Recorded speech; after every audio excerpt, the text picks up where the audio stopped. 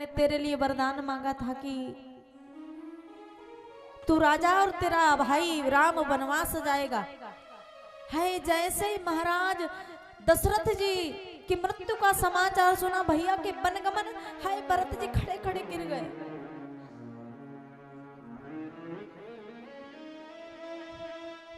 कहने लगे मां, तूने आज मेरा सब कुछ लूट लिया है।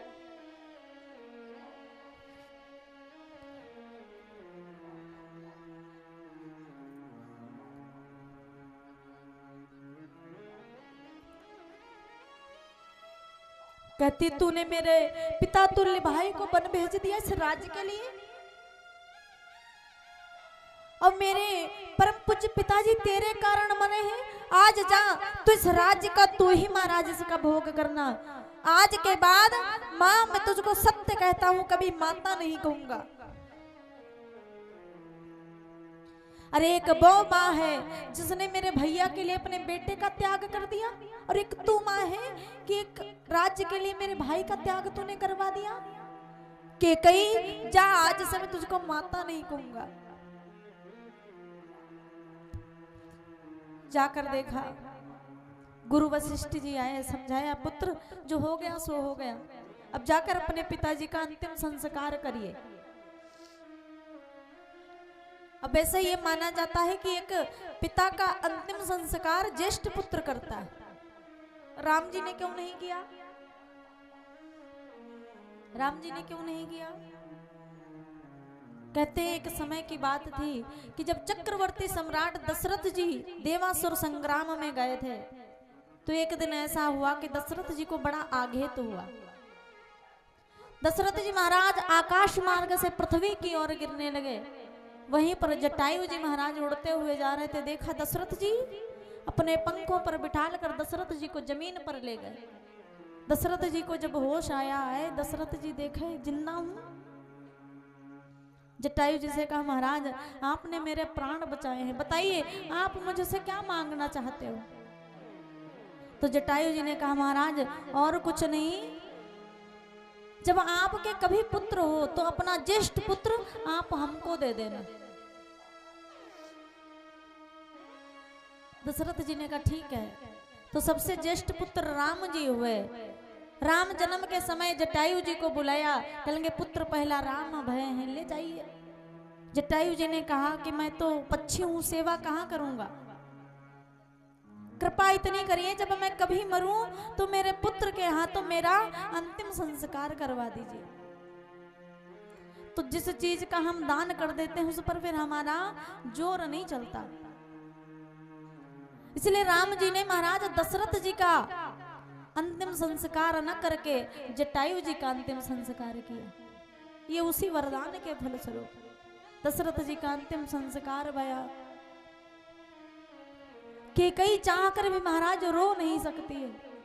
उस समय अयोध्या में यदि सबसे ज्यादा कोई दुखी था तो वे मेरी मैया केकई थी। यदि आपको दुख हो और आप रो लो तो महाराज दुख कम हो जाता है। यदि आपको दुख हो और आपको कोई रोने भी ना दे तो महाराज दुख अपार हो जाता है।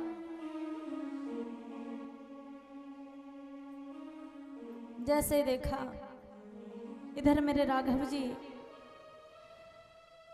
चित्रकूट में निवास कर रहे हैं। भरत जी ने महाराज पिताजी का अंतिम संस्कार किया। सबने कहा भरत जी अब माता के वरदान स्वरूप ये अयोध्या का राज्य सूना है।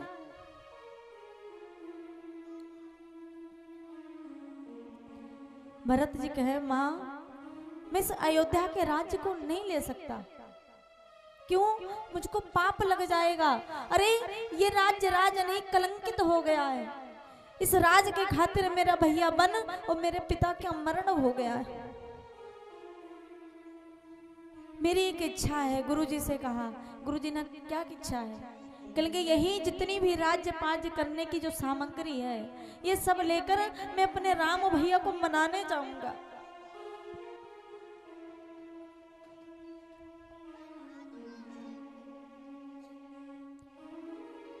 पूरा समाज तैयार भया। कहेंगे इस कलंकिनी के कई को नहीं ले जाऊंगा, कि कई और व्याकुल हो गई। तब माताओं ने कहा है तो आखिर मैया ही की इच्छा है तो ले चलो। तीनों माताएं तैयार भई, सारे लोग तैयार भय और जाकर मेरे भरत भैया पूरा राज तिलक की सामग्री एक रथ पर गुरु जी को बिठाया और मेरे राघव जी को मनाने के लिए भरत भैया चले दिए। कहने लगे माँ मैं राम भैया को मना कर लाऊंगा, उनके बदले में मैं 14 वर्ष नहीं पूरे जीवन वन में व्यतीत कर दूंगा, फिर मेरे भैया राज्य स्वीकार कर ले।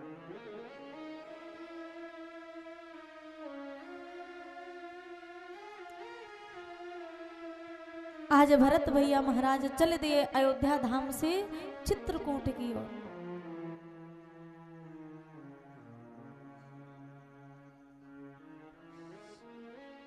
कि भरत चला रे अपने भैया को मनाने, अरे भैया को मनाने, राजा राम को मनाने, हो भरत